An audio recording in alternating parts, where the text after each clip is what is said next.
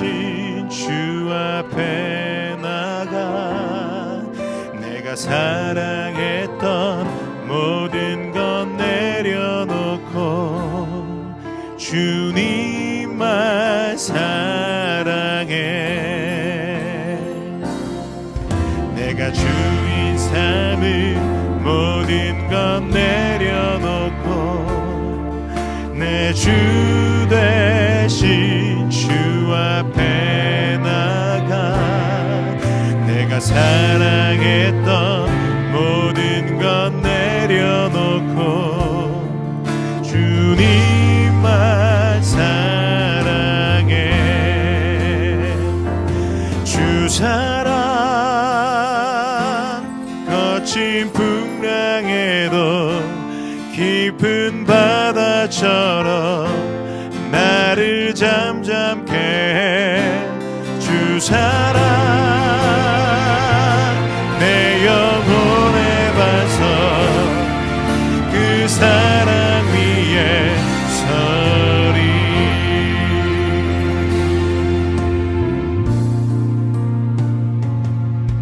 내가 주인 삼은 모든 건 내려놓고 내 주 대신 주 앞에 나가 내가 사랑했던 모든 건 내려놓고 주님만 사랑해.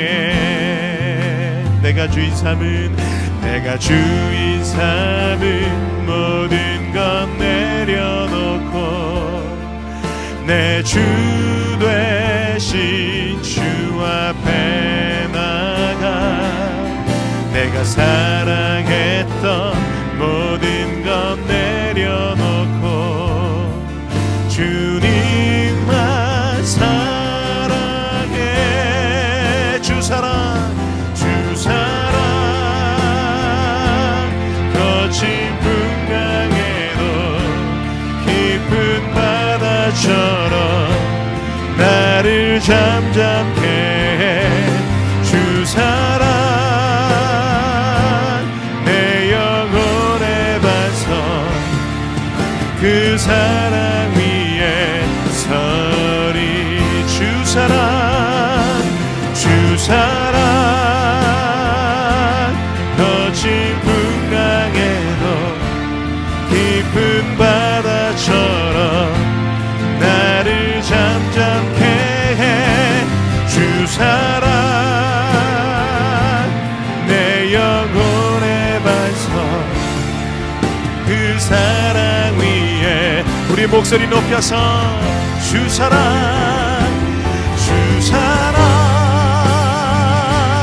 거친 풍랑에도 깊은 바다처럼 나를 잠잠케 해. 주 사랑 내 영혼의 반석 그 사랑 위에 서리. 주 사랑 거친 풍랑에도 깊은 바다처럼 나를 잠잠케 해. 주 사랑 내 영혼의 반석 그 사랑 위에 서리. 그 사랑 위에 서리. 아멘. 주님 감사합니다. 그 주님의 사랑 위에 우리가 서 있기를 원합니다. 언제나 나를 붙잡으시며 그 모퉁이 돌 그 사랑으로 나를 안으시는 그 주님을 찬양합니다. 오늘 이 워십 브런치를 통해서 주의 영광을 경험하고 싶습니다. 주의 말씀을 통해서 주의 은혜를 누리고 싶습니다. 주여, 오늘 우리의 마음의 문을 여셔서 그 살아계신 그 주님의 손길과 그 숨결을 우리 가운데 부어 주시옵소서. 감사드리며 이 모든 말씀 살아계신 예수 그리스도의 이름으로 기도합니다. 아멘. 좋은 아침입니다. 오늘도 워십 브런치에 오신 여러분을 환영하고 축복합니다. 오늘도 찬양 가운데 하나님의 은혜가 우리 안에 넘치고 또 우리의 마음을 만져주신 줄로 믿습니다. 사랑하는 하나님께서 또 사랑하는 자녀들을 향해 부어주시는 은혜를 기대하고 또 소망하면서 서로가 영적 교제를 누릴 수 있다는 것이 얼마나 감사한 일인지 모르겠습니다. 오늘도 워십 브런치에 참여하시는 한 분 한 분 가운데 하나님의 크신 은혜와 위로가 임하시기를 주님의 이름으로 축복합니다. 이 시간 함께 하시는 우리 모든 자리에 성령님께서 같은 마음 품게 하시고 우리 가운데 주시는 하나님의 세미한 음성 듣는 귀한 은혜에 시간 허락해 주시니 감사를 드립니다. 오늘도 이 시간 함께 주님의 말씀의 자리로 나아가도록 하겠습니다. 하나님의 말씀은 살아있고 활력이 있어 좌우의 날선 어떤 검보다도 예리하여 혼과 영과 및 관절과 골수를 찔러 쪼개기까지 하며 또 마음의 생각과 뜻을 판단하나니 지으신 것이 하나도 그 앞에 나타나지 않음이 없고 우리의 결산을 받으실 이의 눈앞에 만물이 벌거벗은 것 같이 드러나느니라. 아멘.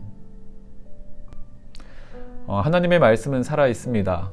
여러분들도 아시다시피 하나님의 말씀이 어떻게 우리의 삶에 역사하시고 또 함께 하시는지 매 순간순간마다 영적으로 민감하신 분들은 느끼시리라 생각을 합니다. 어떨 때는 하나님이 죽은 하나님 같기도 하고 내 눈에 보이지 않기에 점점 희미해지는 그러한 상황들도 우리 안에 있지요. 하지만 여전히 성경은 볼 때마다 우리 가운데 새롭게 함으로 우리의 영혼을 터치하시는데 우리로 하여금 다시금 깨닫게 하는 것이 바로 하나님의 말씀은 살아있다라는 생각입니다. 오늘 이 시간 말씀 가운데 우리에게 도전하시는 것은 바로 하나님의 영이 우리의 삶 가운데 들어올 때 말씀이 되어 우리의 삶을 터치하실 때 그 말씀이 살아있고 활력이 있어서 좌우의 날선 검과 같이 우리 안에 임한다라는 것입니다. 어떤 검보다도 예리하여 혼과 영과 및 골수를 쪼개기까지 한다라고 성경은 말씀합니다. 어릴 때 이 말씀을 읽을 때마다 가슴이 막 두근두근 되는 느낌이 있었던 것을 떠올리게 됩니다. 마치 이 영화에서나 보는 것 같은 그런 장면이 좀 강렬한 어떤 느낌이 이 말씀 가운데 담겨 있지요. 하나님의 말씀은 그냥 따뜻하고 온유하고 평안한 것 같지만 생각을 했었는데 이 성경의 표현을 보면 하나님의 말씀은 살아있어 활력이 있고 날선 검과 같이 찔러 쪼개기까지 한다라고 표현하는 모습들을 볼 때 와, 하나님의 말씀이 이렇게 따뜻하고 온유한 느낌만은 아니구나 라는 생각에 흠칫 놀랬던 어린 시절 기억이 떠오르곤 합니다. 그런데 이 말씀이 무슨 말인지 시간이 지나면서 또다시 느껴지는 것이 사실입니다. 왜냐하면 하나님의 말씀은 내 영혼을 깊숙한 곳까지 찔러서 우리 안에 감추어져 있던 것까지 드러내고 또 그것을 분별하게 하고 밝히 드러내 보이는 그러한 빛으로서의 또 아주 날선 검과 같이 우리의 폐부를 찌르는 그런 강력한 말씀이기도 한 것이 사실이기 때문입니다.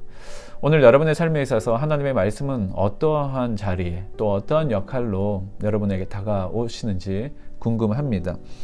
말씀은 우리의 모든 것을 드러낸다라고 했습니다. 하나님의 말씀은 그래서 살아있고 능력이 있다라고 이야기를 하는 것이지요. 내가 아무리 덮고 감추려고 애쓰나 그것은 잠시일 뿐이지요. 눈 가리고 아웅하는 식으로 우리의 삶을 그렇게 덮을 수는 없는 것입니다. 하나님은 우리의 모든 것을 아십니다. 그리고 그 말씀을 대할 때마다 우리의 영혼 깊숙한 곳에 있는 우리 내면의 수치와 부끄러움까지 또 우리의 죄악들까지 다 끄집어내서 하나님 앞에서 다 드러내게 되는 것이지요. 여러분 말씀을 읽으면 이런 일들이 일어나게 됩니다. 그래서 어떤 분들은 그렇게 생각을 합니다. 말씀을 읽는 것이 너무나 부담스럽습니다. 그래서 오히려 나의 부끄러움을 드러내지 않기 위해서 그것을 발각되지 않도록 하기 위해서 말씀을 잘 읽지 않는 경우가 생기는지도 모르겠습니다. 하지만 여러분 우리의 영혼에 마음의 병이 생기면 그것은 어떻게 해결할 수가 없습니다. 우리의 영혼의 병을 해결할 수 있는 유일한 것은 하나님의 말씀밖에 없음을 성경은 기록하고 있습니다. 하나님의 말씀은 때로는 우리를 찌르고 우리를 아프게도 하지만 그것은 우리를 치료하고 회복시키기 위한 과정인 것이지요. 하나님의 말씀으로 그 우리의 병든 부분을 밝히지 않으면 우리가 어느 부분이 썩어가고 있는지, 어느 부분이 병들어가고 있는지 알 수가 없는 것입니다. 그런데 하나님의 말씀은 살아있어서 능력이 있어서 우리의 모든 환부를 도려내고 그 아픈 곳을 터치하지만 그것을 치료하고 회복시키는 능력이 있다는 것을 잊지 마시기를 바랍니다. 이 말씀을 경험했던 많은 사람들은 과거에나 지금에나 변화되어지고 있는 것을 우리는 봅니다. 과거 우리가 믿음의 조상들로 또 믿음의 선조로서 여겨왔던 수많은 성경의 인물들을 보면 그들은 정말로 그들의 삶의 자리에서 하나님의 말씀을 만남으로 인해서 완전히 삶이 뒤바뀌어지는 역사를 보게 되었지요. 대표적인 예가 사도 바울 아니겠습니까? 그의 삶에 복음이 임했을 때, 하나님의 말씀이 임했을 때 한 영혼이 어떻게 변화되어지는지를 보는 가장 대표적인 예이지요. 그 이후에 또 예수님이 죽으시고 또 제자들로 하여금 흩어져 복음이 전파되어졌을 때에 그 복음을 들은 자들이 어떻게 자신의 삶을 헌신하고 말씀 앞에 엎드렸는지를 우리는 너무나 잘 알고 있습니다. 제가 이 말씀을 묵상하면서 결혼하기 전에 제가 있었던 가정에 바로 옆에 보면 공동묘지가 있었는데요. 바로 양화진 순교자 기념관이었습니다. 바로 그 옆에 제가 전도사 시절에 혼자 살 때 그곳에 머물렀었는데 바로 그 양화진 묘지가 저에게는 놀이터였고 제가 산책하는 곳이기도 했었습니다.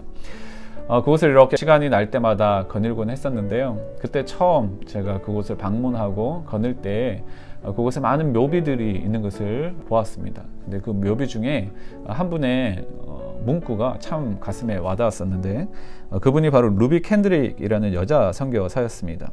그 여자 선교사님은 이야기하기를 나에게 1000개의 목숨이 있다 하더라도 그 모든 것을 다 이 조선에 바치겠다. 한국 땅에다가 다 내 모든 남아있는 내가 가진 생명을 다 드려도 아깝지 않다라는 그런 한 여자 선교사의 고백이 그 묘비에 담겨져 있는 것을 보았습니다.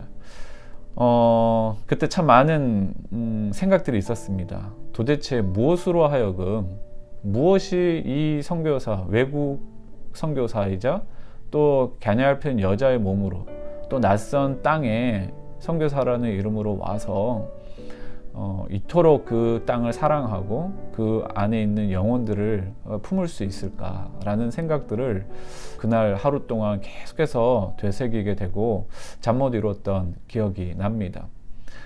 시간이 지나면서 다시금 그 순간들을 떠올리고 그 선교사님의 모습을 생각해 보았을 때 바로 하나님의 말씀의 강력함이 어떠한지를 바로 증명하는 열매였던 것이지요.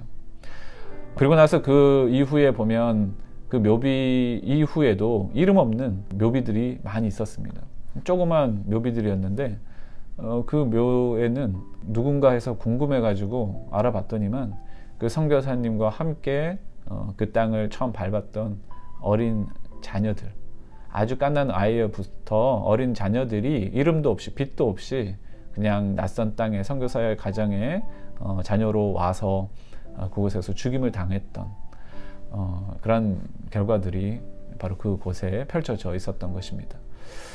참 마음이 뭉클했고 감동이 있었습니다. 한 가족 그리고 한 선교사를 통해서 정말 전에 경험하지 못했던 낯선 그 땅에 또 그곳에 살고 있는 영혼들을 어떻게 그렇게 품을 수 있었을까라는 생각이 이후에 또 저의 삶을 도전했고 저 역시도 또 선교사의 또 삶의 자리로 헌신했던 중요한 계기가 되었던 것을 고백하게 됩니다. 사랑하는 여러분, 오늘 우리의 삶의 자리에서 하나님의 말씀은 이처럼 한 인생을 변화시킬 만큼 강력한 힘이 있다는 것을 고백하게 됩니다.